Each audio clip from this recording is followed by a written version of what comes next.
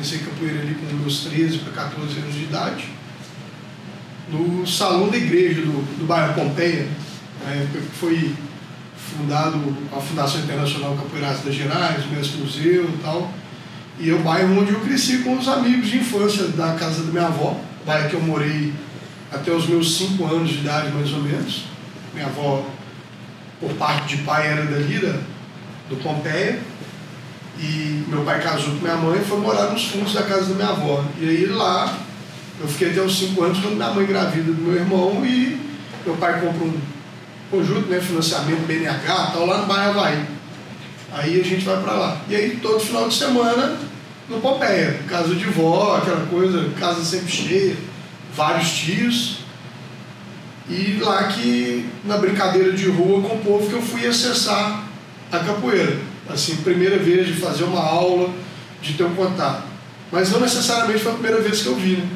Por causa da feira hippie, né? Menino, meu pai sempre ia na feira hippie, levava lá e tal.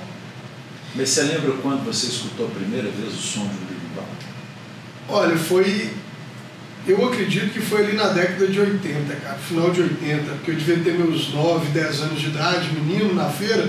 Isso para mim é muito nítido, assim, deu na feira lá com meu pai e minha mãe, à noite. Então eu lembro que eu acredito que devia ser quando acontecia a feira às quintas-feiras, que teve um momento que a roda, a feira acontecia quinta-feira na Praça da Liberdade e domingo. E eu lembro muito desse noturno, então eu acredito que era na quinta-feira. Meu pai, coisa de criança, né, comprar milho e tal, lá na feira, e a roda de capoeira.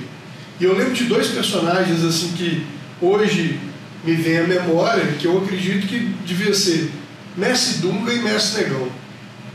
Que eu lembro de 2 negros assim, fortes, jogando capoeira, uma perna rápida assim, aquilo me impressionava muito, assim, eles jogando.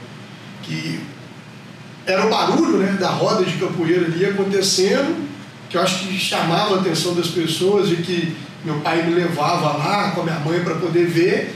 E essa questão corporal desses 2 personagens, que pelo que eu conheço hoje da minha trajetória, meu tempo de capoeira, eu acredito que era Mestre Negão e Mestre Dunga, assim, pela lembrança de infância, assim, da roda na Praça da Liberdade. Outras pessoas também, mas esses 2 assim que me chamavam muita atenção, assim. E isso foi ali, acredito que isso, na década de 87, 88, devia ser alguma coisa assim que... Eu sou de 78, então eu devia estar nessa idade de 9 para 10 anos de idade. E aí eu começo com 13 para 14, 92, né? Então foi mais ou menos isso, assim, meu primeiro contato. E o território que você foi aprender foi ali no Pompeia? No Pompeia.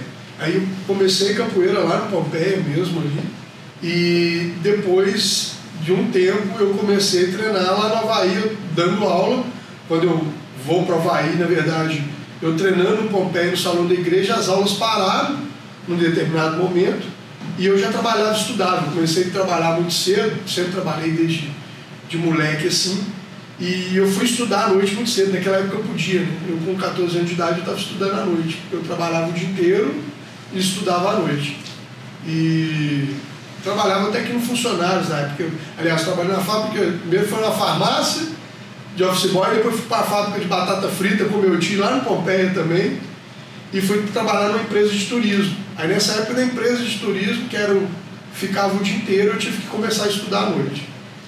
Então aí eu treinava capoeira só sábado, porque eu trabalhava a semana inteira, estudava à noite, nesse período com 13 para 14 anos de idade, tinha que treinar capoeira aos sábados.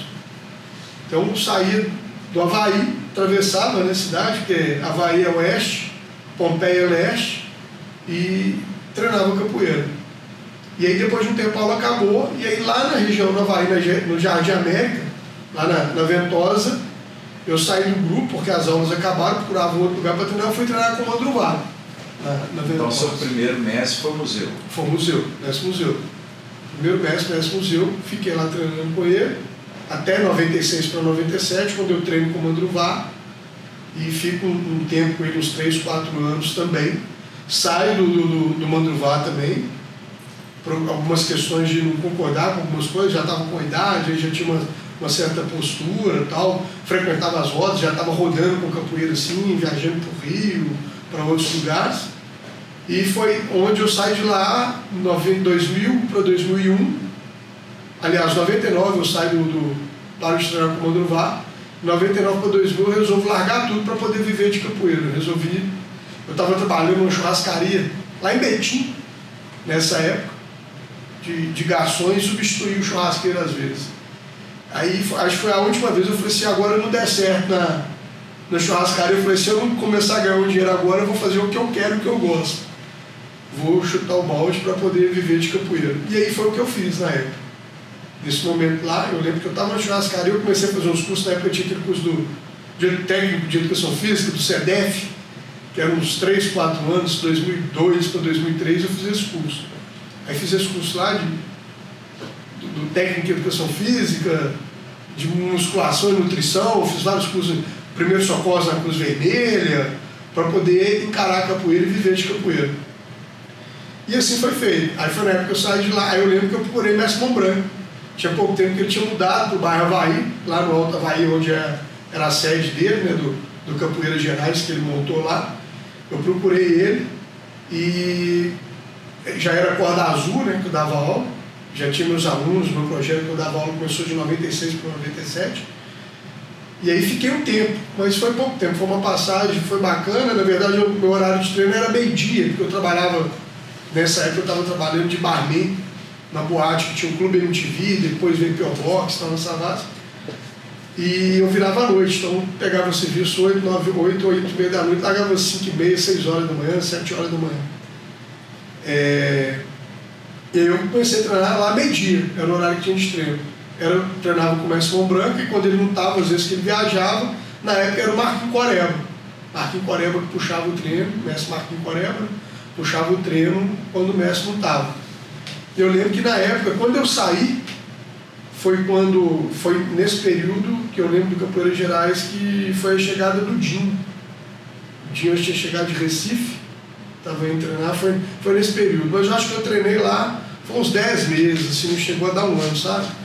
As coisas não montaram. E foi quando eu montei o Minas Bahia, o Instituto. Eu conversei com alguns mestres, eu vendo aquele monte de rivalidade, picuinha na capoeira, eu não queria aquilo. Frequentava, ia em roda de todo mundo, nunca tive problema. E resolvi montar um projeto de capoeira para dar aula, para continuar o trabalho dos meus alunos que eu já tinha. Mas a minha ideia não era envolver com um grupo por causa de rivalidade, de briga, por sempre ser bem recebido por todo mundo nas rodas. Aí eu lembro que todo mundo, um monte de mestre que eu conversei, falou, pô, Gustavo, dá suas aulas, velho, segue o seu trabalho, se você precisar pode contar comigo aqui. E engraçado que nessa época eu conversei com o mestre Museu, ele falou isso comigo, o Aranha, o mestre Porrada, o Tyson, o mestre Pintor, o próprio Toninho Cavalieri, uma turma, eu conversei com elas, monta seu projeto, aí dá aula para os seus alunos, o que você precisar pode contar. E eu lembro que na época o Instituto Cultural Minas Bahia de Capoeira começou como projeto, era Projeto Cultural Minas Bahia de Capoeira, que eu já comecei a aprofundar na capoeira, fazer uma discussão mais de pesquisa, assim. E foi quando eu voltei a estudar também, porque eu tinha parado de estudar, trabalhando, e voltei a estudar por causa da minha mãe, que na época eu tinha largado tudo para poder ficar por conta de capoeira, e eu vi minha mãe voltando a estudar para poder concluir o ensino médio dela, que ela não tinha. E aí aquilo me chamou muita atenção, porque ela, na época ela trabalhava em serviços gerais, né, era faxineira da PAC de Minas. Eu morava no Havaí. Ela saía de casa às 5, 5 e meia da manhã, atravessava para poder vir aqui, para poder trabalhar.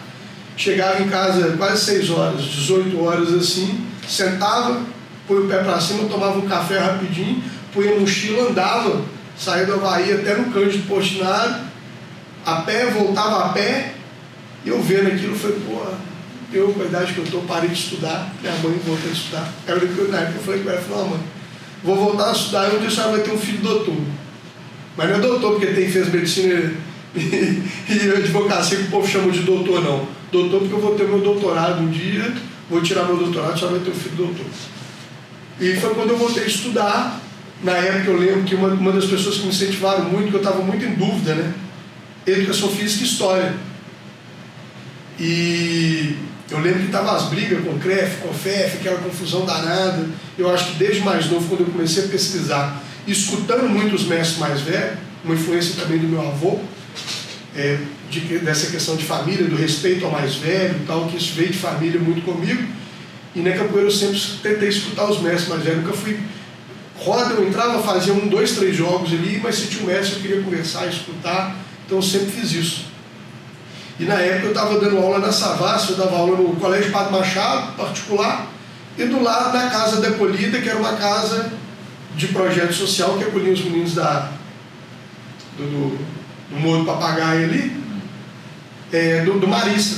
Então eu dava aula na escola particular, para o pessoal do Colégio Padre Machado, e do lado, na Casa da Acolhida dos Maristas, com projeto social com o pessoal do Morro do Papagaio.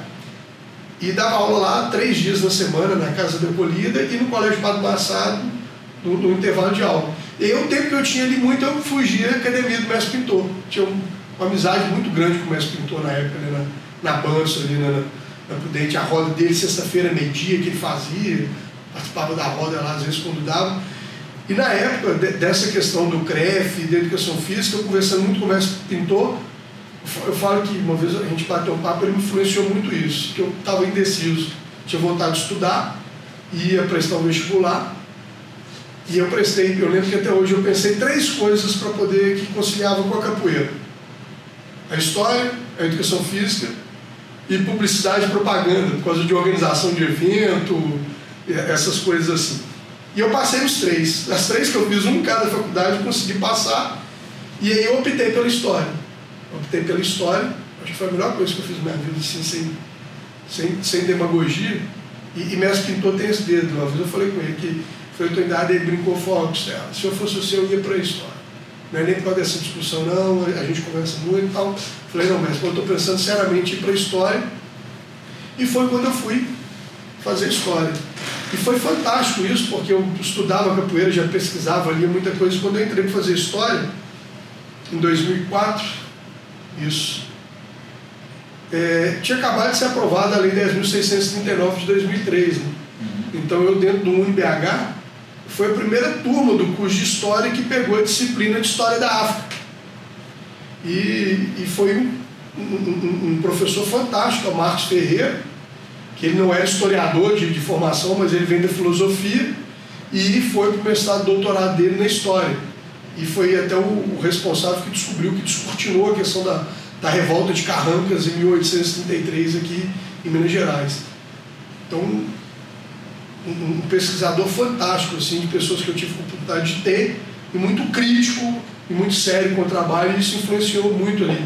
Além da Núbia Braga, que era outra professora que fazia pesquisa sobre culturas indígenas, que eu participei com ela no projeto de pesquisa dela, do doutorado dela, né, na época que ela fez de lutas focos e lutas de resistência dos povos indígenas em Minas Gerais no século XIX, em 1835, querendo ou não,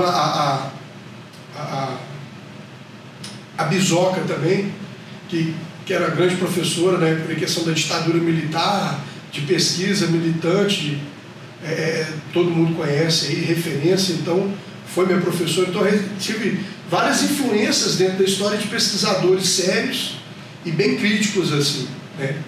E quando eu acabei de formar a história, eu fui tentar o meu mestrado, fiquei um semestre a mais para tentar elaborar um projeto e consegui de cara aprovar um projeto para fazer o mestrado em educação na PUC. E aí foi outra barra também, que foi uma outra mestra também, a Sandra Tosta, né, que é antropóloga e trabalha com pesquisa, referência na área de antropologia e pesquisa, que foi minha orientadora na PUC Minas, no mestrado em educação. Então, assim, isso pesou demais, assim, e o que veio acontecendo, que me levou para a história, que eu falei que foi fantástico, de trazer esse olhar, né, que é onde eu chego na história para fazer a pesquisa, para começar a aprofundar, ter um olhar mais crítico sobre a capoeira. E que para a gente também é muito sério. Eu falo hoje, enquanto mestre mais novo, antes professor de capoeira, as narrativas, a oralidade que a gente vai recebendo na capoeira o tempo inteiro, né, na cultura afro-brasileira, na hora que eu me torno pesquisador e vou lidar com documento, com fonte primária, de entender que a oralidade não é só lidar com a história oral não são só as narrativas, né? Porque são várias narrativas construídas no decorrer do tempo, e com o historiador é complexo, porque a gente trabalha com a temporalidade, né? Não existe história sem temporalidade. A temporalidade está presente o tempo inteiro. E a história oral, às vezes, isso se perde, né? O que a gente fala dos anacronismos, que acontece muito dentro da capoeira, e que é normal. Para a gente da história, isso é normal. Se a gente vai entrevistar um mestre mais velho, a gente, né, eu estou novo ainda, mas tem hora que a gente vai falar. Outro dia eu me peguei, eu falei, não, falando uma coisa que aconteceu há um tempo, eu olhei e falei, pô, mas peraí, eu não estou... Nessa data eu falei uma coisa que não está batendo com outra. Que para a maioria das pessoas se perde esse tempo. Principalmente os mestres mais velhos, né? Você vai entrevistar, ele conta algo de 40 anos atrás como se tivesse acontecido há 5, ou algo que aconteceu há 5 como se tivesse acontecido há 30, 40. Então, a oralidade, a gente lida com a história enquanto ciência. Se a gente não trabalha essa oralidade, essas temporalidades acabam se perdendo. Tudo isso vira uma bagunça para você contextualizar o tempo. Eu falo muito isso também, assim, a história é mais fácil a gente falar, comprovar o que é mentira do que comprovar o que é verdade. Porque muita gente fala da verdade na história, e a história não trabalha com verdade, né? A gente trabalha com a verossimilhança. Falar da verdade é impossível. A gente tenta buscar para se aproximar o mais possível daquele fato histórico dentro daquele tempo, do que aconteceu, com as narrativas, com o documento, com todos os fatos que você tem. Falo que é um investigador, é investigação mesmo, de juntar fatos, retalhos, com uma coxa de retalho, para poder tentar aproximar da verdade. E na oralidade também é a mesma coisa. O mestre conta um conto, um fato que ele vivenciou, mas ele vivenciou e várias outras pessoas vivenciaram aquilo naquele tempo. E às vezes a forma com que ele pode contar ou narrar um fato, ele pode trazer aquilo para um tempo diferente. E aquilo no tempo diferente, você muda todo o contexto histórico e toda uma narrativa. Então hoje eu vivo nesse limbo também, assim, de conseguir conciliar essas duas questões, né? É o barulho, né? Eu brinco, é o barulho dos capoeiros, né? Porque as narrativas, os mestres, as mestras, os professores, instrutores que recebem narrativas, que recebem contos, cada hora também falam uma coisa, traz uma nova narrativa, traz um novo contexto, uma nova história, que vão gerando barulhos no meio da capoeira, surgindo novas histórias, novos contos, e que se isso não está contextualizado historicamente, pode virar um grande problema para a nossa história, para a nossa memória, de todo mundo, né? Às vezes algo pode ser positivo, pode em determinado momento se tornar negativo, não ser tão positivo assim, a forma como que é contado, como que é narrado aquilo ali. Então são questões, assim, sabe? E aí essa questão da história em Belo Horizonte, eu acho que isso é fantástico, porque na hora que eu vou entender, eu falo que primeiro a gente colocar a história da capoeira de Belo Horizonte, na história da capoeira, na história do Brasil ou mundial hoje, a gente pode falar assim, a gente precisa, é o que eu falei, entender o contexto histórico. Primeiro, Belo Horizonte é uma cidade planejada, né, construída. Então a gente vai falar da primeira cidade planejada e construída do país, que foi pensada, foi arquitetada, foi escolhido o local, que teve conflito político, porque continua em Ouro Preto, vai para Juiz de Fora, vai para Barbacena, é um novo local que vai ser... Então, aquele momento histórico ali, a gente tem um contexto histórico para a construção de Belo Horizonte político muito grande dentro do estado de Minas Gerais. Para onde vai ser a construção dessa nova cidade. Até quando vem para cá. E era uma cidade administrativa, né? Não era uma cidade portuária, uma cidade... Acho que é legal falar sobre isso, você é historiador, por conta dessa discussão das narrativas de memória da capoeira em Belo Horizonte. E aí porque aqui nós vamos ter as fazendas, né? São fazendas. Então, de fato, na hora que a gente vai pegar a construção da cidade, que vem para cá, é um lugar mais central, que é como se fosse o eixo central do Estado, para ficar mais fácil para se acessar e fugir das questões políticas que se tinham. Então, quer dizer, é escolhido um espaço, Curral del Rei, vai vir para cá. Então você tem passagem de tropeiros que vão para acessar Ouro Preto, Sabará do Sul, as outras regiões, você tem centros de passagem, não tem tanto, a gente vai falar obviamente, né, quando acontece a construção, despejo de algumas casas, de algumas famílias, só que na hora que a gente for olhar isso, nós estamos falando de vilas, não são milhões de moradores, não são milhões de pessoas. De fato, a gente vai começar várias pessoas vindo para cá quando se começa a construção. Porque para a construção da cidade, aí você tem um pensamento de uma nova cidade, principalmente da cidade administrativa, que vai ser, e vão vir pessoas de todos os lugares para Belo Horizonte, né, para a construção da cidade. Então eu falo que muito isso. Primeiro a gente precisa contextualizar isso, a construção da cidade, de povos que vão estar chegando para cá, de famílias e descendentes de ex-escravos, de povos que foram escravizados, que vêm para cá para poder trabalhar, que vêm da Bahia, né? a Minas Bahia, né? Que a gente vai ter a construção de via pensada para planejamento aí também. Então eu falo que isso tudo vai influenciar no processo. E aí a gente tem uma questão interessante, porque é uma cidade planejada que vai ser planejada no modelo higienista francês. Então, quer dizer, é uma capital que chega final do século XIX, a gente vai ter fim da abolição da escravatura, dito fim da abolição da escravatura porque a gente vai ter ali um quinto ainda de povos escravizados, a maioria, de fato, se a gente for analisar na história, já estavam libertos, já eram forros, então a gente tem uma questão do movimento político ali também com o Império, para a implementação da República, com a Princesa Isabel tentando se manter no Império, estratégia com a própria abolição disso acontecer.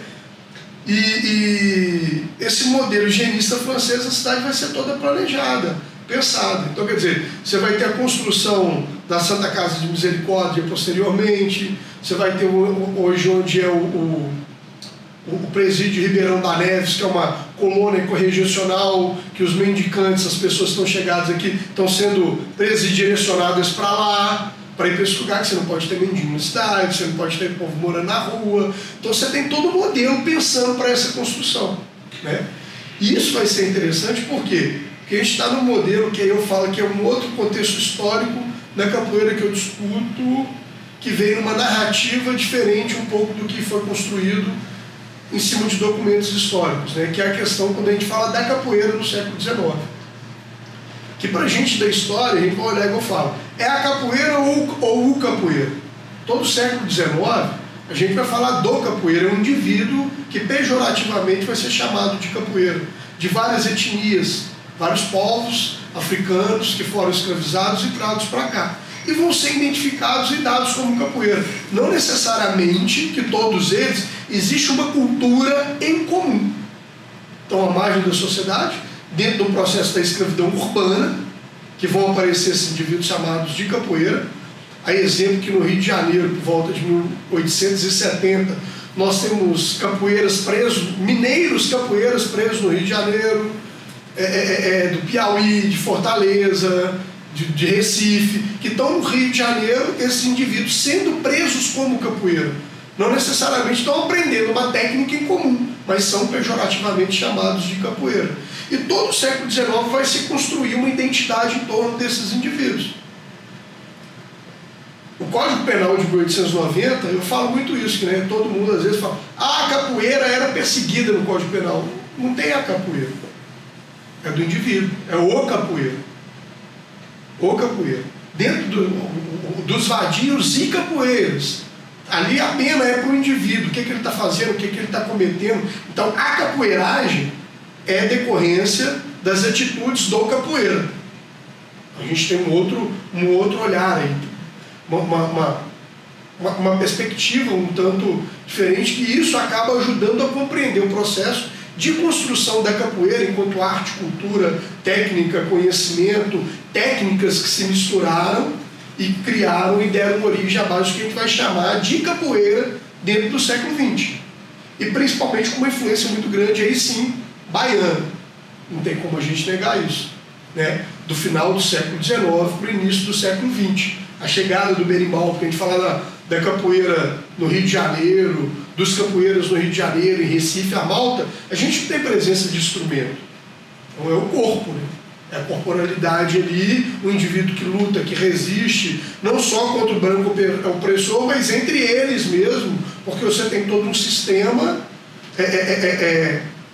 escravocrata e opressor, colonial, que está presente, que provoca essa situação, principalmente dentro do meio urbano, né, que é muito diferente da questão rural. Então, as sociabilidades que se dão dentro dos centros urbanos, você pegar Rio de Janeiro, você pegar Recife, você pegar Salvador, é diferente de áreas rurais, especificamente falando. Ouro Preto, Diamantina, nós estamos falando de cidades ali que tem toda uma complexidade de pessoas vivendo em cidades.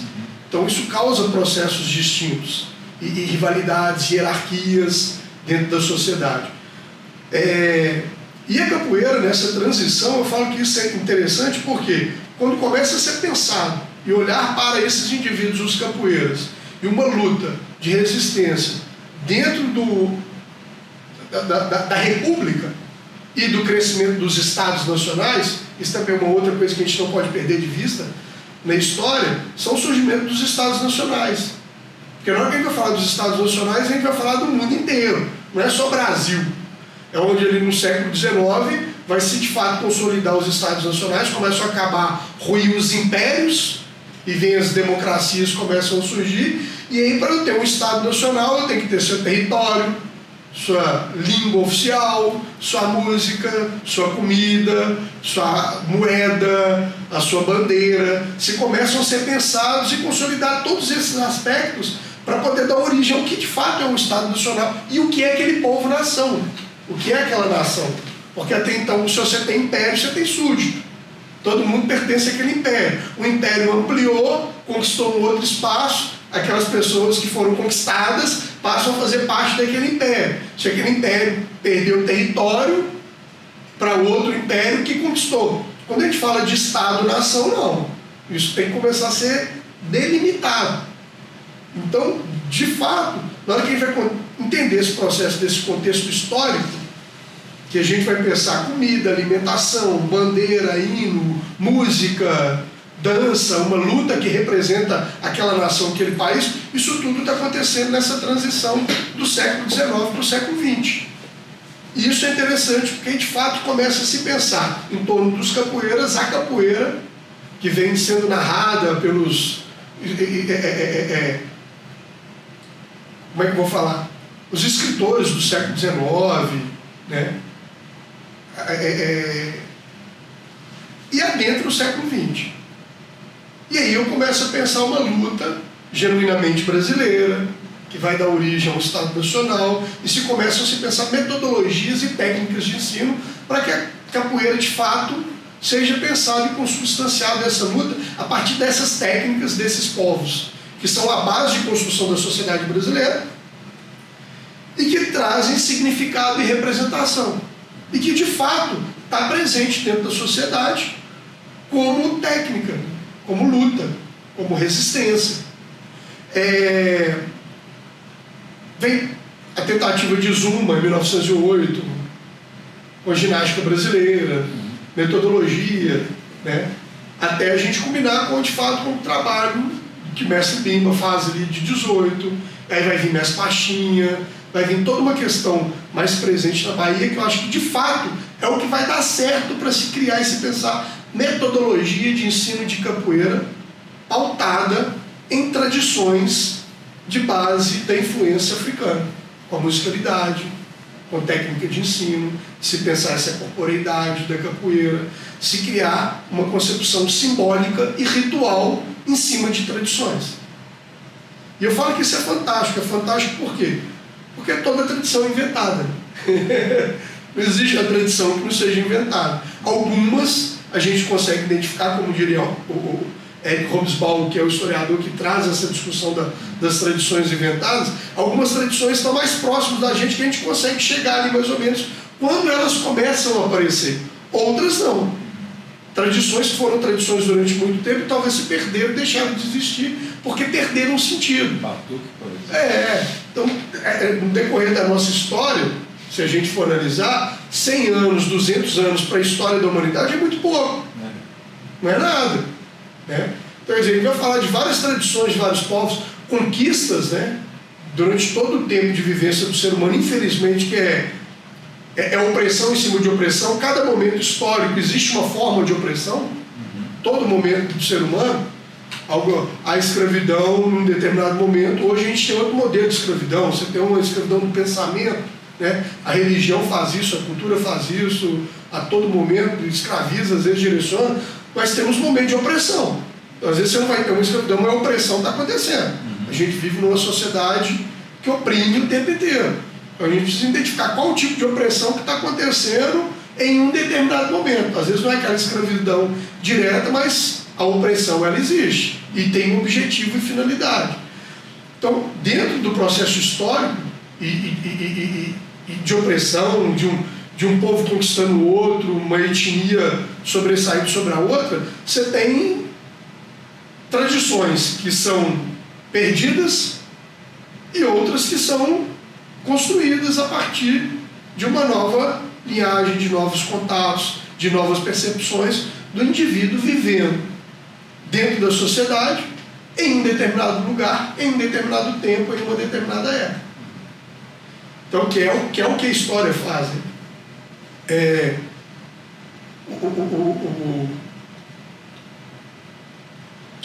O Hobsbawm, a maioria dos historiadores, a gente traz essa concepção. A história é o quê? O Lefebvre trouxe isso muito grande. A história é o estudo do homem no tempo e no espaço.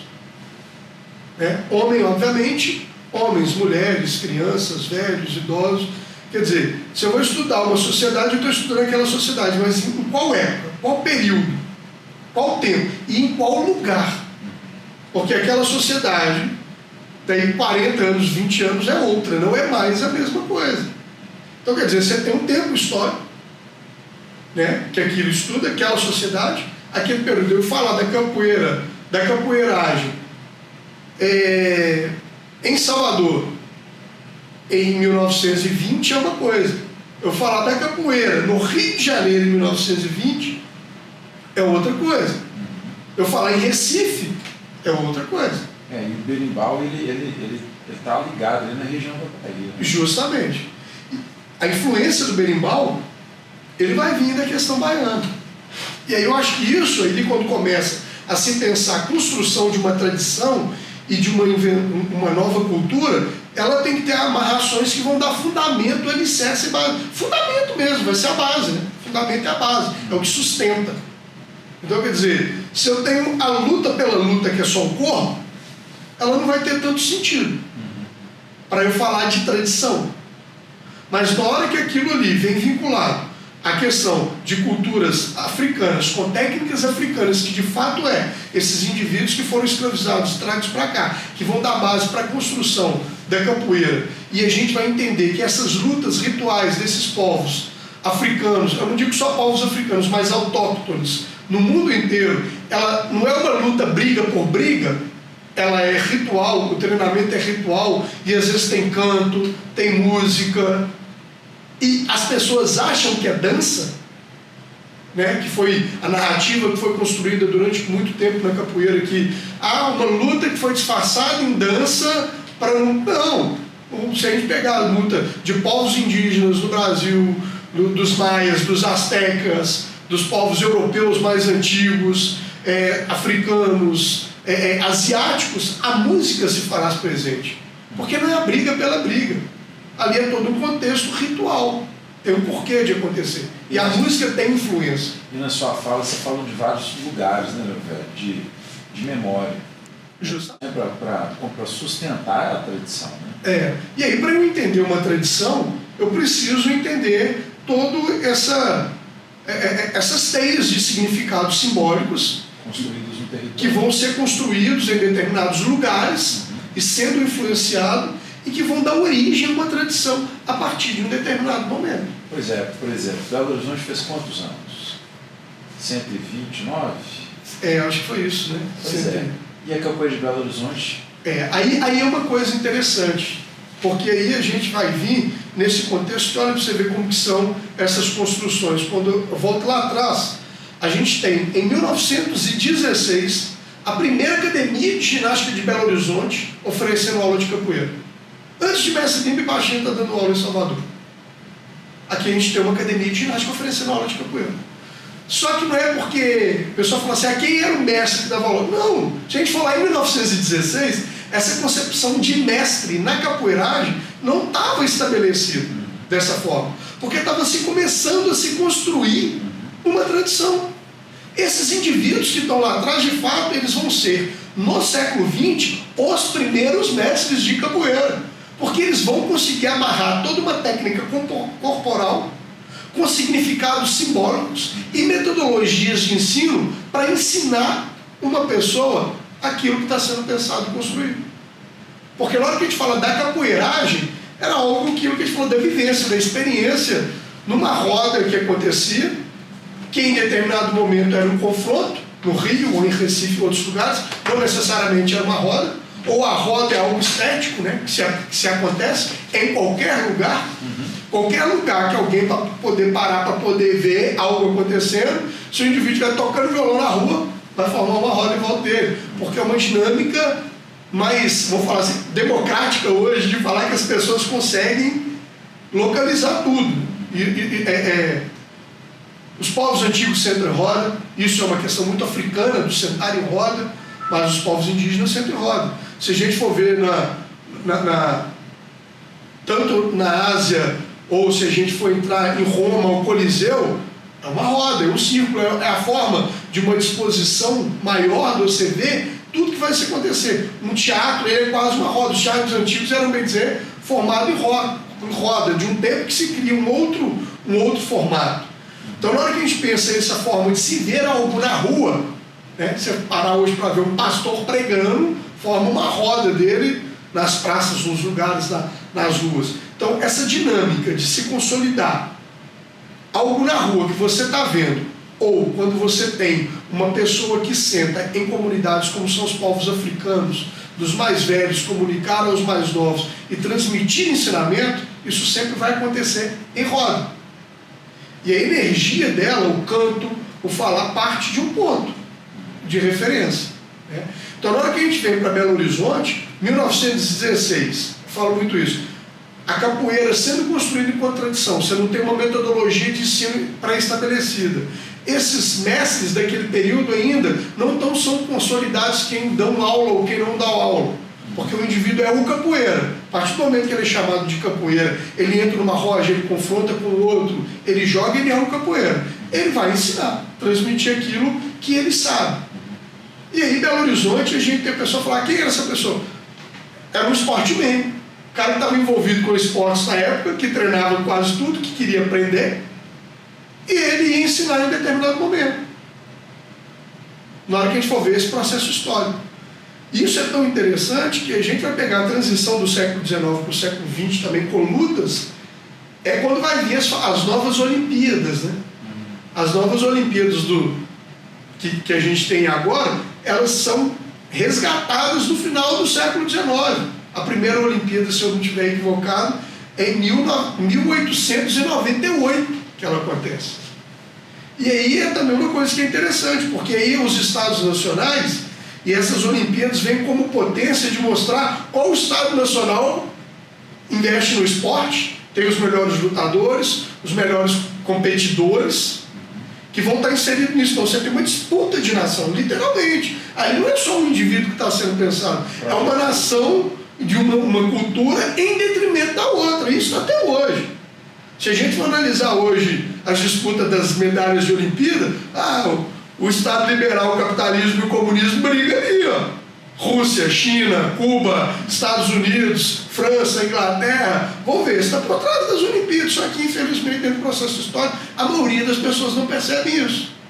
Isso está em investimento de potência, né? no indivíduo, que ganha, que disputa, que está à frente, que recebe mais medalha, que vira referência. E isso ficou muito forte, né, velho? Principalmente na década de 70. Né? Sim, sim. Então, isso dentro do contexto histórico, quer dizer, na hora que a gente começa a pensar todos os estados-nação, tem que pensar uma luta, que tem que ter uma representatividade, que representa aquilo, a capoeira começa a ser pensada também, a receber influência muito forte. Então, na hora que a gente pega Belo Horizonte, a primeira cidade planejada do país, que está pensando, está dentro de uma república, está dentro de uma cisão, tem uma academia de ginástica sendo construída, está pensado no modelo, a capoeira vai aparecer.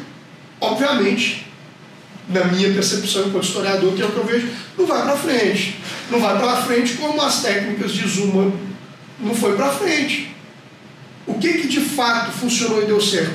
O que se aproximava da origem da capoeira, começa em Pimba, na Bahia, ali no primeiro momento, que começa a fortalecer e vai se começar a pensar os outros capoeiras de rua também, modelos de sistematização de capoeiragem, onde o mestre Pacheco vai ser resgatado ali em volta de 1941 para ajudar todo o processo organizacional, que ele vai fundar o SECA, o Centro Esportivo de Capoeira Anguala. Aí a gente começa a falar de tradição.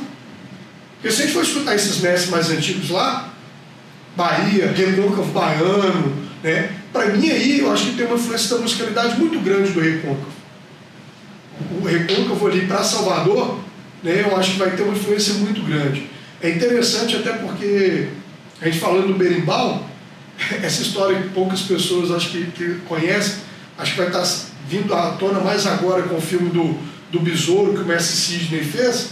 Quer dizer, a gente ter Besouro lá em 1918, que era do Exército, e ele entra numa delegacia para poder reivindicar o berimbau em Salvador que foi apreendido, e ele briga com os guardas de polícia e vai ser o país fazer a expulsão dele do Exército porque ele está querendo um berimbau de volta que foi apreendido. Isso é fantástico. Quer dizer, ele está falando do indivíduo do Recôncavo Baiano que está no Exército, que lá em Salvador vê o berimbau que está preso na Bahia, na delegacia com outras armas, e ele vai lá querer pegar aquele berimbau de volta, e ele confronta a polícia, briga, gera um atestado de pena ali, né? Porque vem o corpo de delito que um policial teve o nariz quebrado em decorrência de um raio de arraia do Besouro, porque era por causa do berimbau que ele queria de volta, e ele era do Exército, que vai causar a expulsão dele do Exército. Nós estamos falando de 1918, a gente já vai ver a importância e o significado simbólico do berimbau passando a fazer parte da capoeira de forma efetiva. Que no século XIX isso não está tão presente. Que no Rio de Janeiro, em Recife, essa musicalidade entre os capoeiras não está presente. Então, quer dizer, isso vai começar a se consolidar de fato dentro do século XX na Bahia. E quando chega aqui em Belo Horizonte, chega a capoeira com Toninho Cavalieri. E aí é justamente isso. Quer dizer, a gente vai ter um tempo que é muito grande para a gente pensar a capoeira. Isso não deu certo em 1916 para mim, justamente por causa disso. Quer dizer, está se consolidando e se construindo uma tradição e uma cultura que não está pré-estabelecida. O indivíduo dá aula num lugar que ele não tem uma metodologia, não tem uma técnica, numa cidade que foi planejada um pensamento totalmente eurocêntrico, preconceituoso, higienista, branco e cristão, para pensar um modelo da capoeiragem, que vai chamar de capoeira, com técnica de algo que vem de uma base afro-brasileira, de influência africana, não tem como vingar. Onde essas pessoas estão sendo colocadas à margem, não fica um mendigo na cidade que está sendo retirado dali, não fica uma pessoa que vai se retirar porque não cabe dentro dessa cidade naquele tempo. Não tem como ir para frente, não tem como funcionar.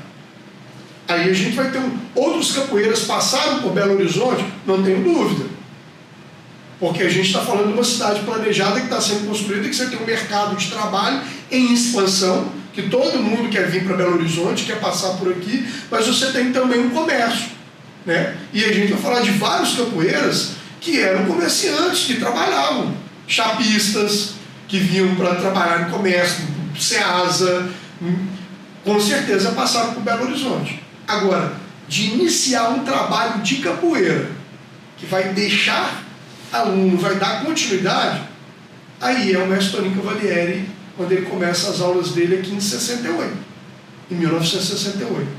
Que ele vem transferido de Juiz de Fora pelo DOPS, isso também é interessante, né, que ele é do DOPS, quer dizer, o maior órgão de repressão da ditadura militar naquele período, que vai se estabelecer ainda, que aí de fato vem o regime militar em 68, mas o golpe que vão falar que vai ser ferro e fogo da ditadura militar é o AI-5 em 69. Então o mestre Toninho Cavalieri vem para cá em 68 e ele começa a dar aula de capoeira. Vão vir os primeiros alunos dele, que vão firmar um trabalho dentro da CM e que vai ter continuidade. Então, de fato, isso vai estar acontecendo ali. E a partir daí, eu falo que começa a ramificar a capoeira e outros personagens que vieram a partir da linhagem de alunos do mestre Toninho Cavalieri e, ao mesmo tempo, outros capoeiras que chegam de outras cidades e vêm morar em Belo Horizonte, que aí a capoeira já está estabelecida com trabalhos em vários lugares em Belo Horizonte, porque não é um só, né? A capoeira já começa a ganhar uma certa notoriedade, começam a estabelecer os seus trabalhos também. E o Paulão da Fafis? O Paulão foi aluno do mestre Toninho Cavalieri. Então, quer dizer, a gente vai pegar a primeira turma do mestre Toninho Cavalieri em 68. Luiz Mineiro, Jacaré, Abdala, Paulão, o Valtim Maestro, que é um personagem que eu falo que, nos levantamentos históricos que eu fiz até hoje, é o capoeirista da época que mais deu aula em vários espaços dentro de Belo Horizonte. Valtim Maestro. Em muitos lugares de Belo Horizonte. Que trouxe o Cascavel, né? Não ele, né? Mas por influência, mestre Cascavel, que foi discípulo de Bimba, chegou e ficou durante muito tempo fazendo um trabalho em Belo Horizonte. O próprio mestre Macaco chegou a fazer aula com ele. Ele fez curso de especialização da capoeira regional aqui na década de 70. Então, quer dizer, até isso é interessante quando a gente fala do regime militar. Olha que fantástico. Capoeira em Belo Horizonte começa em 68 com o mestre Toninho Cavalieri. E que vem de uma linhagem lá do Rio de Janeiro. Que vem da linhagem do Rio de Janeiro. Carioca. E que se a gente for analisar, mas aí que está o detalhe, ele fez aula com Pitanga também. Que Pitanga foi aluno de Bimba. Então, se eu for pegar, o mestre Toninho Cavalieri, ele tem influência de 3 capoeiristas. Arthur Emílio, Dudu da Sala e Pitanga. E aí a gente vai chegar lá no mestre Bimba também. Na hora que a gente vai seguir essa linhagem. Só que ele tinha um outro olhar. E quando o mestre Toninho Cavalieri começa o trabalho dele, o pessoal fala, o mestre Toninho Cavalieri largou a academia dele, o grupo de capoeira dele, e foi dar aula em outro lugar. Não, ele não abandonou o grupo de capoeira, porque naquela época não existia concepção de grupo. Olha a temporalidade da capoeira. Na década de 60 não se falava em grupo de capoeira. Você falava da academia de capoeira. O indivíduo que dá aula de capoeira, ele tinha academia de capoeira dele. Não existia filial. Essa concepção é totalmente da década de 80, 90 para cá que isso vai se consolidar. Com globalização. Com globalização, com outro processo. Mestre Suassuna, no início dos primeiros alunos, eu participei de vários depoimentos da história dele, fala isso, os primeiros alunos dele que ele forma, perguntavam qual era o nome da academia que ele ia pôr, que ele ia dar aula. O aluno era formado, dava o nome da academia dele, ele ia dar aula. Mestre Lobão, grupo dele, o Sarará, vários alunos dele que foram os primeiros formados dele, cada um deu um cordão de ouro a academia deles. Alguns voltaram para cordão de ouro depois, com o processo de filiação. Mas não era assim naquela época. Então o mestre Toninho Cavalieri, ele para de dar aula na CM ali, e ele vai dar aula nas Nações Unidas. Quer dizer, ele montou um novo espaço lá. E a turma assumiu e montou um novo trabalho aqui dos alunos dele, que estavam dando aula. E isso é muito interessante. Porque é muito interessante que esses alunos dele, o mestre Bimba e os capoeiristas daquela época se formavam em quanto tempo para poder dar aula? Né? E aí o mestre Toninho Cavalieri começa a dar aula em 68, lá para 69 ele vai parar com o trabalho da CM. Então ele está falando, bem dizer, de mais de um ano de trabalho acontecendo de forma sistemática no lugar. Os alunos dele ali vão dar continuidade no que ele está ensinando. E olha que massa. Valtim Maestro, Abdala e Baiano saem daqui e vão para Salvador, velho, em 69, para ter contato com Bimba, com Pachinha, frequentar as academias, mercado modelo. Eles vão lá buscar isso. E aqui não tinha essa diferença, né? Essa ideia de capoeira regional. Não tinha. Capoeira. Não tinha. Então, só que o que eu estou falando, nós estamos falando do princípio, lá de 69, 3 alunos do mestre Toninho Cavalieri indo em Salvador pesquisar capoeira, para ter contato. Eu entrevistei, conversei com os 3, tanto com Abdala, com o Valtim Maestro, quanto com o Baiano. Eles tiveram contato lá, quer dizer, tem até a foto deles, na Academia do Bimba, Saci, é quando eles têm contato com Camisa Roxa, com Itapuã, com Saci, com Cascavel, que vai ser onde, a partir daí, Cascavel vai vir aqui em Belo Horizonte, que vai ter esse contato. O Olodum Maré vindo para cá fazer apresentação na década de 70 aqui no Teatro Marília. E aí o primeiro grupo, né, o Opanigé, que vai surgir lá em 69, eles estão fazendo apresentações em todos esses lugares, no final de 69, início de 70, 71, 72. E o Opanigé quem criou foi o Luiz Mineiro? Luiz Mineiro, Valdir Maestro, Abdala, Kaique, Zulão.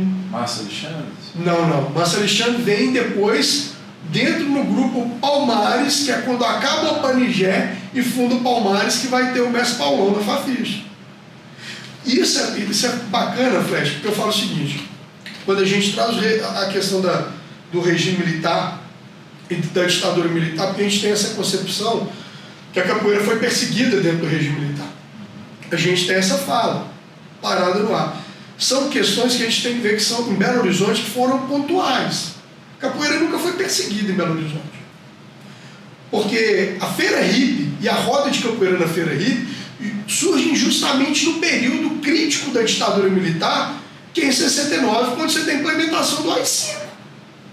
A Feira Hippie surge nesse momento. E um detalhe, ela vem, aí se a gente for analisar, a roda da turma da Fafiche, que eram os alunos do mestre Tonico Valieri, que é Luiz Mineiro, essa turma que começam a fazer roda na Praça da Liberdade, em torno do Coreiro, isso é final de 68 e 69. É que era um pessoal que não era da periferia da Feira. É e não é. Era uma mistura. Aí está o detalhe, porque eu vou dar um exemplo. Se a gente falar ali, baiano, pessoal, eram estudantes, quer dizer, não necessariamente eles eram de Belo Horizonte, eles eram do interior. O Valdir Maestro é de Pedra Azul. O baiano é da Bahia. Eles vêm cá, então são estudantes aqui. Estudantes de onde? Colégio Arnaldo, quem tem bolsas, né? Colégio tem a Colin também, que tem bolsas para pessoas de fora, de outra coisa, tem todo um processo que a gente entra dentro da educação para entender também como que funciona. Como é que eu vou te falar? Eu não sei a cidade certinha de todos eles, mas Valdir Maestro, Pedra Azul, o Paulão é de Tambacuri? Não. Fugiu o nome da cidade dele. Conheço o Dr. Toninho Cavalieri, entre aspas, todos não, só a maioria, se a gente for ver, são alunos de fora que moram em repúblicas aqui. O Luiz, o Jacaré é engenheiro, está indo fazer engenharia, que são repúblicas. Inclusive que Mestre com Branco treina primeiramente com o Jacaré. Isso. Mas aí a gente já vai lá para a década de 70, mas no final. Isso. Na década de 74 para 75. Que é onde que a capoeira vai ganhar uma amplitude. Vai começar, justamente. Mas é o que eu estou falando. Na hora que a gente vai pegar essa temporalidade, vou dar um exemplo. O mestre Paulão está dando aula na Fafiche, com o Palmares ali com o grupo. Quando ele vai buscar um biba da vida, ele está dando aula na Fafiche. A Fafiche é uma universidade. Mas ela está ali no morro, perto do Papagaio. Você subiu a carangola ali em cima, o pessoal que está descendo o morro, o biba mesmo, ele era da comunidade. Ou seja, Belo Horizonte naquele período já tinha como território de memória Fafiche. Fafiche. De um dos espaços da Justamente. Justamente. Porque a gente está falando de uma universidade, mas se cria um corredor onde faz um trabalho, você tem uma quadra que é aberta, onde esses meninos do morro descem e vão acessar aquilo ali para jogar bola, para brincar, como escolas abertas, e pode ser um lugar de refúgio. E nesse período, a germinando a roda na Feira Hippie. É isso aí. A construção desses dois territórios. É isso aí. E aí eu falo que a importância do Opanigé, nesse momento, que isso é tão interessante quando eu falo da época da ditadura militar também, em 1972, na Semana do Exército, na Afonso Pena, em frente à igreja de São José, montado um palanque de apresentação, que o grupo Opanigé está ali fazendo apresentação de capoeira. Eles estão fazendo apresentação no Teatro Marília, na TV Itacolomi, eles estão fazendo apresentação nos vários lugares ali no início da década de 70. Naquela perspectiva também que a capoeira era ginástica nacional, uma identidade nacional. Né? Eu vou nem tanto.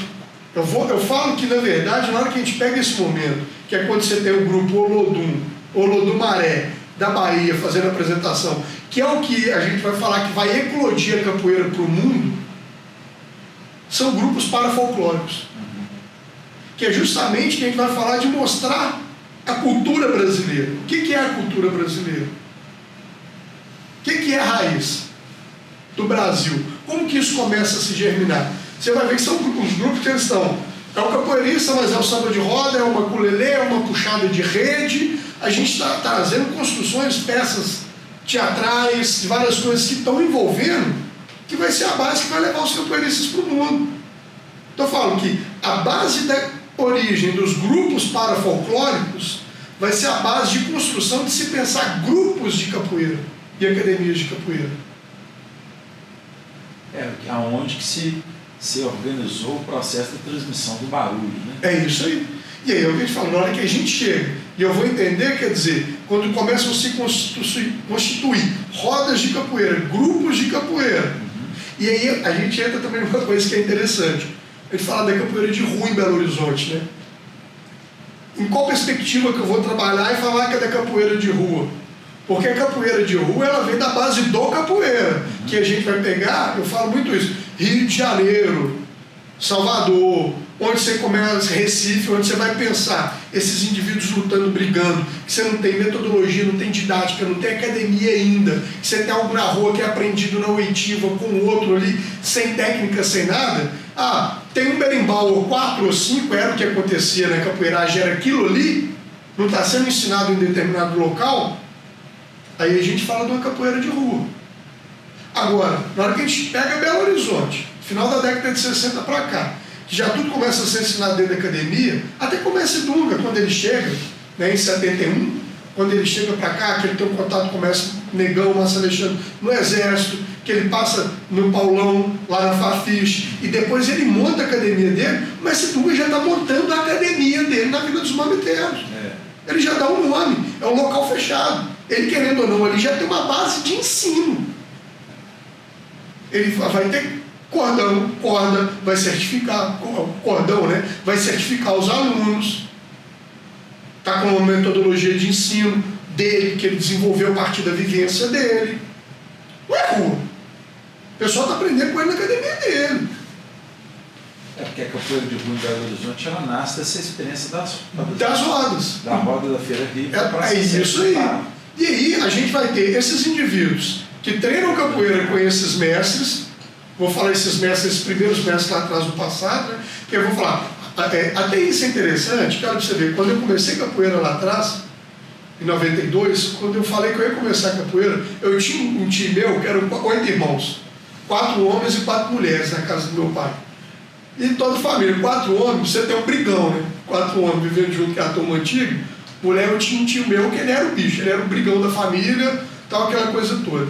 E aí eu comecei a falar, capoeira é fácil de aprender capoeira, ginga aí e tal, aí eu levantei o pé, velho, já foi uma bica, que eu subi, esparramei, e aí meu pai quase saiu da porrada lá, depois da idade, menino tem que aprender direito. Aí fui conversar com ele, não, eu já treinei capoeira com jacaré, eu falo de jacaré, eu não sabia nem era jacaré. Aí era ele, de rua, que eu falei, era brigão de família, ele tinha lutado, feito um monte de coisa, ele treinou como mestre jacaré na casa dele. Falei, não, então você não sabe, você vai depois saber quem que é o jacaré, das rodas da casa do jacaré. Ele pegou, vivenciou isso lá atrás. Não ensinou. Que eu acho que se meu tio, eu falei, se ele fosse treinar com o jacaré, que tivesse levado a capoeira a sério, ele era mais velho de capoeira que os meus mestres de capoeira, todo mundo, por causa do período da época que ele começou, que ele treinou, até da idade dele, por ser mais velho.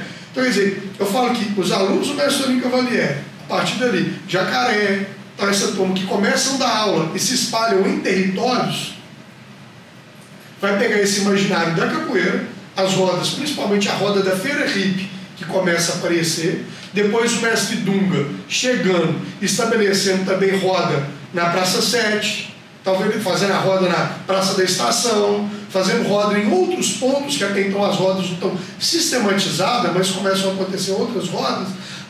Outras pessoas de outras regiões começam a ter contato com isso e começam a treinar capoeira, se juntar, que eu acho que é uma coisa, vou falar, orgânico, né?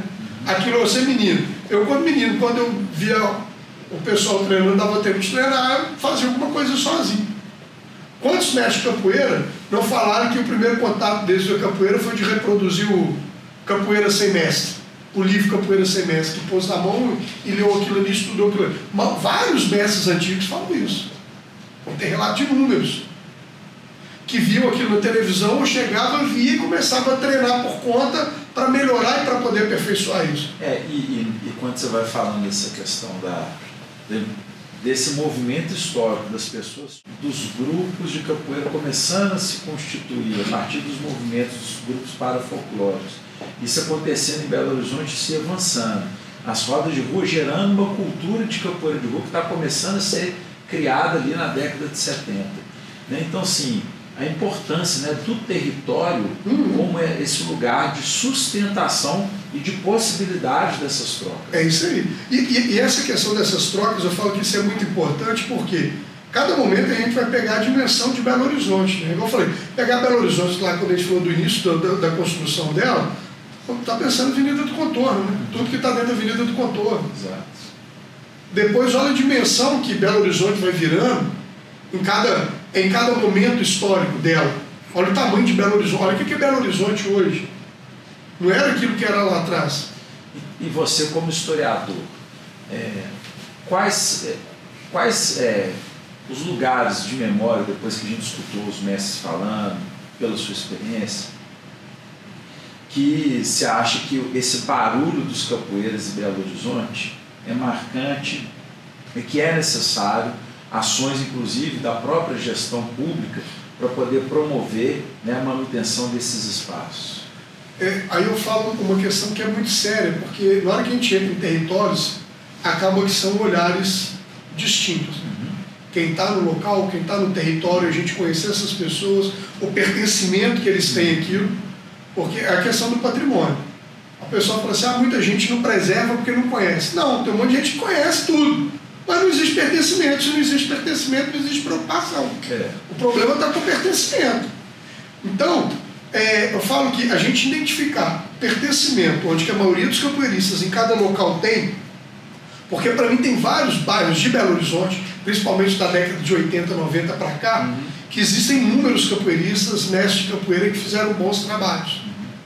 Mas aí será que existe pertencimento em todos esses territórios? Daquele local como lugar que efetivamente os capoeiristas se identificam com aquilo? A leitura que eu faço hoje, vamos pôr, para mim, um lugar de pertencimento que eu tenho muito grande, mas hoje não existe nada lá. Onde que foi minha adolescência com capoeira, que eu peguei muita roda, nem era do meu grupo, mas eu ia, tomava rasteira e tomava martelo, que eu ia nos outros grupos, que eu vou falar que era de grupo que você vivenciou, e depois que eu vivenciei, que era na Brasil com Carandaí, que era a feirinha do Colégio Arnaldo. A feirinha do Colégio Arnaldo ali, roda de capoeira ali, era muito tempo, então começo para mim. Só que aquilo ali vai começar quando? Década de 90. Início de 90. Que vai começar ali. E vai ficar, se não me engano, até o final de 90. Depois de 2000 para cá também não tem muito, acaba. Mas ali se tem uma história. Uma história importante ali. Mas, aquele momento, é importante, mas ao mesmo tempo é um lugar de preservação que o poder público teria que preocupar, como para mim é hoje. Feira hippie. Que se mantém. Aí uma coisa que é preocupante. Feira hippie é uma coisa, porque a Feira hippie começou na Praça da Liberdade e ficou lá de 69 até 93, até 1993. Em 93, foi um ano depois, ela desceu para Afonso Pena. Hoje a Feira hippie está na Afonso Pena. Não quer dizer que em 2033 ela vai estar na Afonso Pena. Entendeu? Pode ser que ela vá para outro lugar. Vem o prefeito, arruma, a cidade muda, a temporalidade muda, não cabe mais, porque já está chegando um ponto que talvez daqui a pouco não vai caber. Olha o tamanho que era a feira em 93, em 2016, olha o tamanho da feira hoje em 2024. Ela está aumentando. Daqui a pouco a feira está lá na próxima do Papa. Quer dizer, será que vai continuar sendo ela ali? É o que eu falo da temporalidade histórica. Então ela pode ir para outro lugar. E a gente já teve problema na Feira hippie, eles querendo tirar a roda de capoeira lá constantemente. Cada hora a roda de capoeira está no ponto. Então, quer dizer, para mim a feira, que a origem da feira está em volta da roda de capoeira, tem que ser garantido o lugar de pertencimento da capoeira na feira como patrimônio da feira. Então a feira é um desses lugares. É um desses lugares. A Praça da Liberdade, para mim, tem que ser o ponto central, que é onde tudo começa. E que não tem tanta capoeira. E que não está tendo. De vez em quando acontece uma roda esporádico, mas ali para a gente é um lugar de memória fundamental. Praça 7, hoje nem se fala. É um trabalho que está ali há muitos anos consubstanciado, com a turma que chegou, a roda do parque. Né? A Praça da Estação, a gente tem rodas a mesma coisa. Praça de Estação, que rodas que aconteceram ali. Da mesma coisa, igual a gente falou da feira do Colégio Arnaldo, é a mesma coisa a roda do Mestre Pintor que acontecia na Praça da Savassi, meio-dia, numa sexta-feira. Ele manteve aquela roda ali durante anos. Mas o grupo dele acabou, o Bantes aqui, né, em Belo Horizonte, acabou, ele foi para Brasília, está em Brasília, o trabalho lá parou. De vez em quando, na feirinha, uma coisa ou outra na Savassi, você vê uma roda acontecendo. A mesma coisa se a gente for falar na maioria dos bairros. Tirando em Venda Nova, né, acho que Venda Nova é um ponto interessante, que merece estudo, aprofundamento, lá Mestre Coreba, Turipatuma, que era daquela região, que tem rodas que acontecem lá há anos. Então, são espaços que devem ser explorados. Agora, fora isso, em Belo Horizonte, você falar, no Alto Veracruz, Saudade, Taquaril, sempre existiram capoeiristas ali também, a região leste. Então sempre teve muitas rodas de capoeira acontecendo. Territórios de barulho. Territórios com rodas, com barulhos acontecendo, movimentos acontecendo. Na região oeste também, lá, ali no Salgado Filho, onde cresci, Ventosa. Mas é o que eu falo, são rodas de trabalhos de capoeira que vão acontecendo, que os capoeiristas fazem rodas, mas você não tem um local específico onde você tem uma roda permanente, que perdura, que fica, como acho que são esses lugares, sabe? Praça 7. Praça 7. E parque.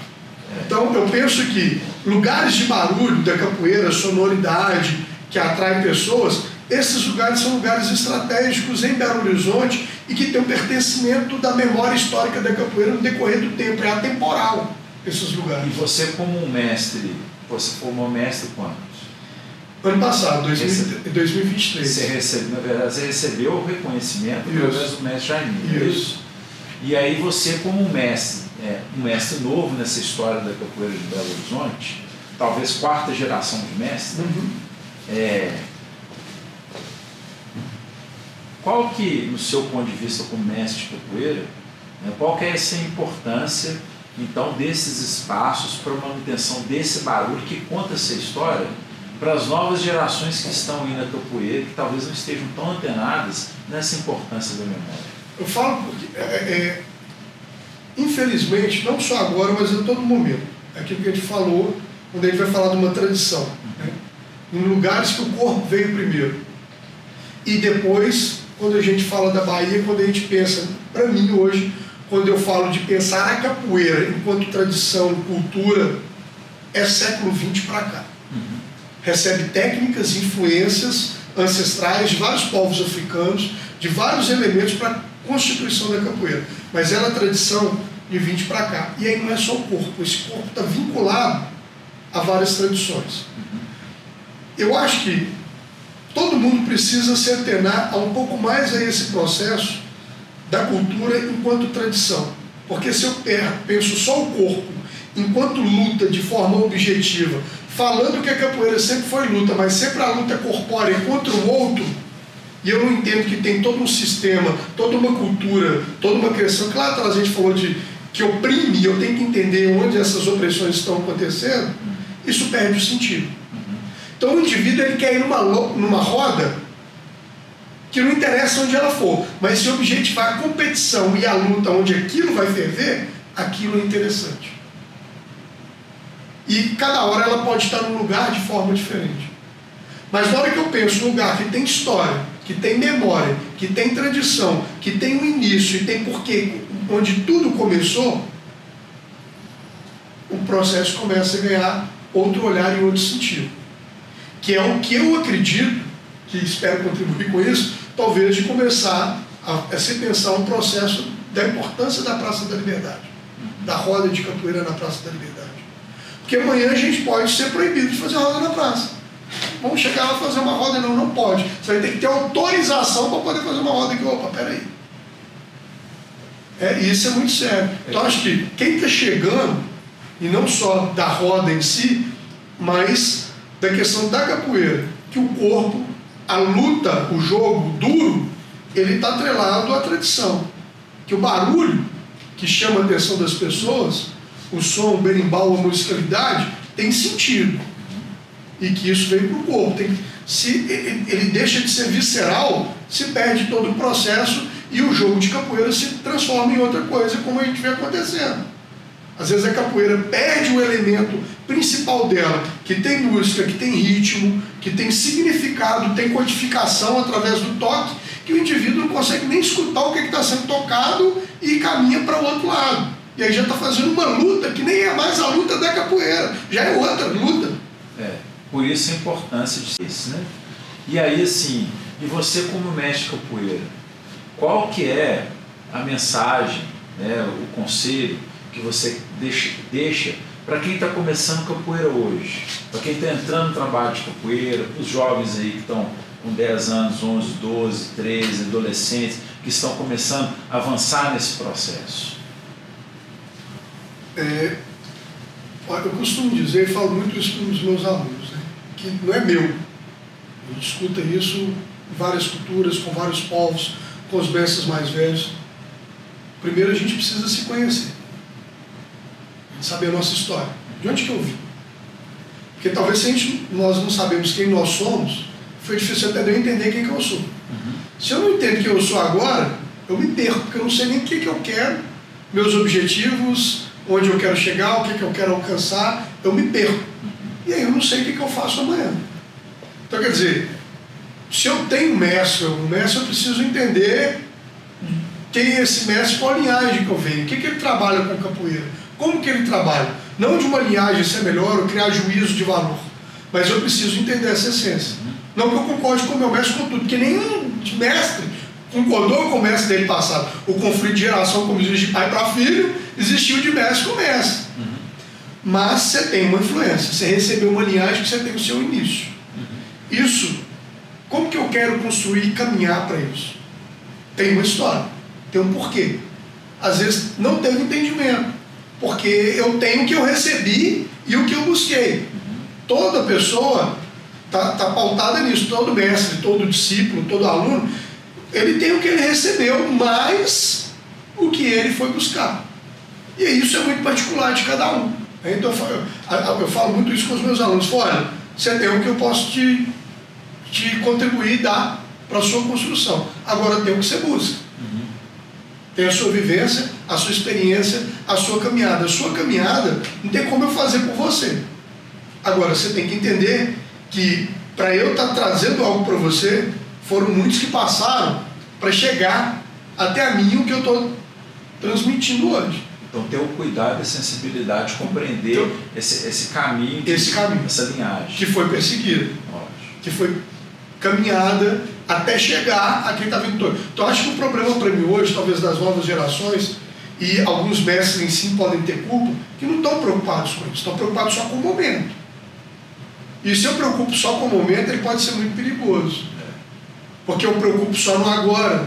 E aí eu vivo muito o modismo, muito a hora, muito o mercado. E quando a gente fala de cultura, de tradição, de valorização e respeito ao mestre mais velho, se eu preocupo só com o mercado, com a competição, com um monte de coisa, com a luta, com o campeonato, é como eu falei, nas Olimpíadas, às vezes o cara ganhou o campeonato, ele aprendeu alguma coisa, ele vai ser mais valorizado porque ganhou uma Olimpíada do que um mestre de 70, 80 anos.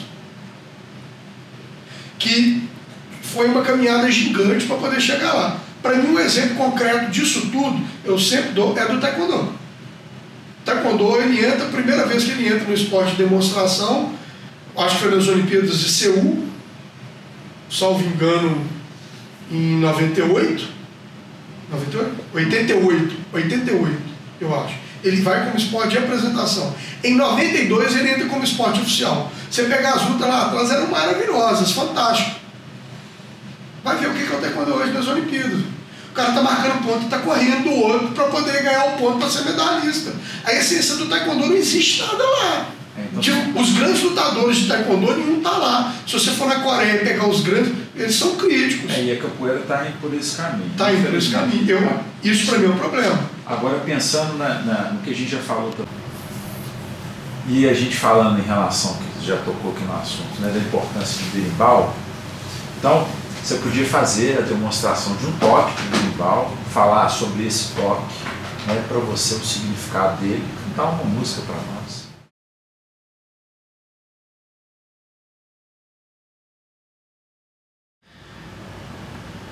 De tentar entender mais profundamente a capoeira com essa diversidade histórica que se tem.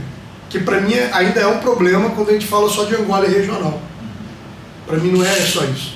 Para mim, capoeira Angola e capoeira regional são dois movimentos soteropolitanos, organizados, que fazem um trabalho fantástico com a capoeira, Mestre Bimba, depois Mestre Pastinha com Seca, que aí vai vir outras linhagens de capoeira que vão ser colocados como capoeira Angola. Então esse processo histórico para mim é fantástico, mas para mim a diversidade da capoeira é muito maior. E eu também pontuo hoje, eu acho que para mim a essência, o fundamento da capoeira não é a capoeira, é o mestre, são os mestres mais velhos. Porque é aquilo, cada mestre no seu tempo, a partir do que ele recebeu e do que ele constrói dentro da temporalidade dele. Mestre Bimba construiu algo que os mestres dele não construiu. Mestre Pastinha fez a mesma coisa. E se a gente pegar cada discípulo deles, tem a contribuição que eles receberam, mas a contribuição deles. E não fazem a mesma coisa. Então existem fundamentos diferentes. Para mim é cada casa, que vem de cada mestre, é isso, cada casa tem seu alicerce, tem o seu fundamento.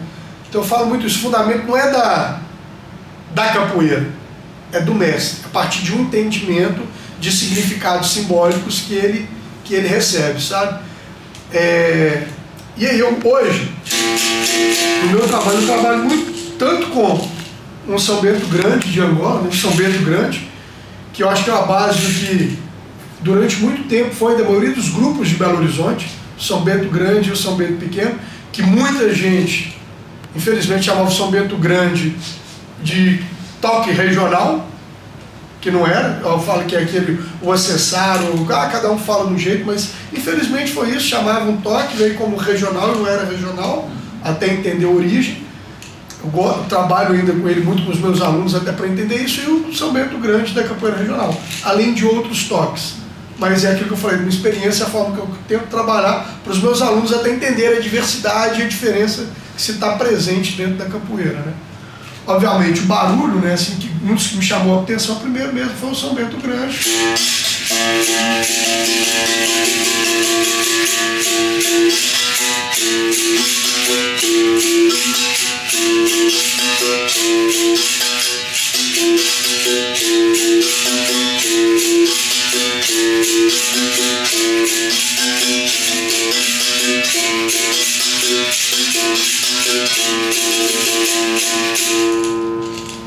E depois tentar buscar entender um pouco essa questão da linhagem dentro da capoeira regional, de entender variação de toque.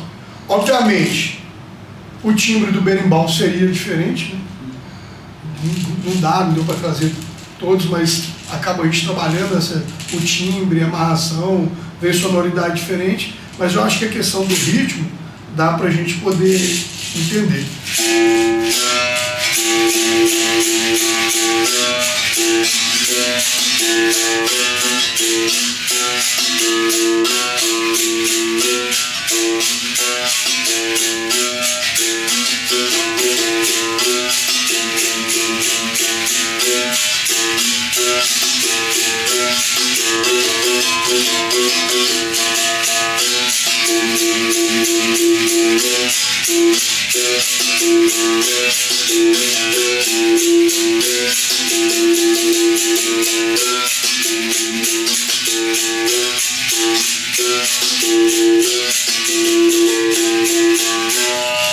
E aí eu vou trabalhando algumas coisas para entender isso, porque é aquilo que a gente trabalha. Um ritmo vai para um lado, um tipo de palma, a palma corrida no São Bento Grande de Angola, a palma 1, 2, 3 no São Bento Grande da capoeira regional. Um vai pedir um tipo de jogo, o outro vai pedir uma outra compreensão.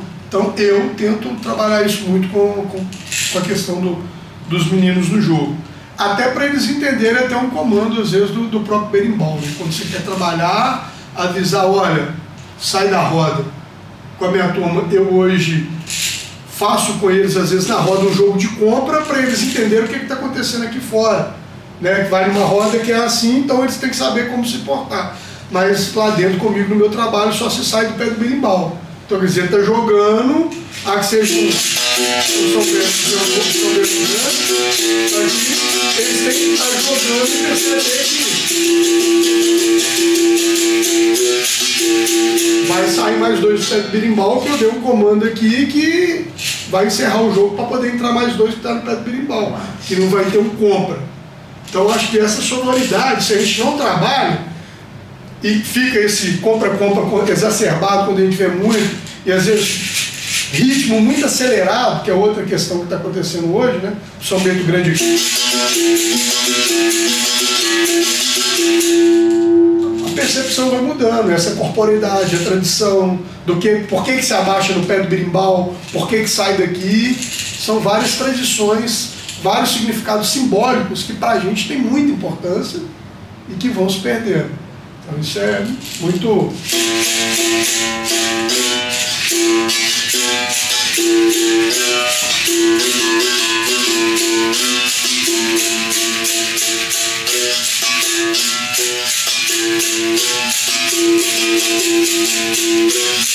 Não nasci para mandar, não nasci para mandar, nem também para ser mandado, não nasci para escravizar, muito menos para escravizado. Eu nasci para ser livre, homem digno e respeitado, camaradinha. Viva meu Deus, viva meu Deus. É quem me ensinou, camarada. É a capoeira, camarada. É viva meu mestre, viva meu mestre, camarada. É dar volta ao mundo, dar volta ao mundo, camarada. Para vadiar tem que saber negociar, saber negociar, tem que saber negociar. Todo jogo regional tem que saber negociar. Toda capoeira tem que saber negociar. Tem que saber negociar, tem que saber negociar. Olha só na capoeira tem que saber negociar. Todo jogo mandingueiro tem que saber negociar. Toda roda boa tem que saber negociar.